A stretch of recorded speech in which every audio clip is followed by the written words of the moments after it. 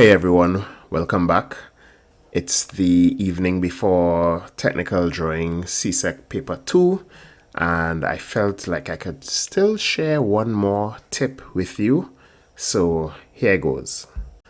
So you are wrapping up your drawing tomorrow for CSEC, CXC, technical drawing, and you have some lines. One is a center line like this, and the other is a hidden line.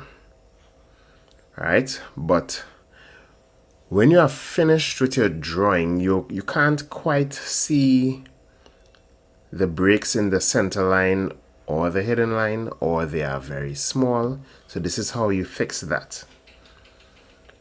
You type LT scale like this, and you can see the factor is 1. So what you can do is change it to a higher number like 10. So this is what 10 does.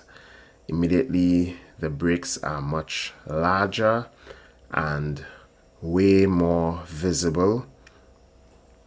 And if you want, you can even make it larger. So let's go for 15.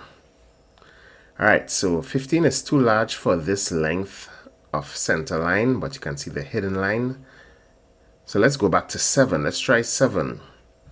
Right, so this is LT scale, and this is how you change the ratio for your drawings. All the best tomorrow.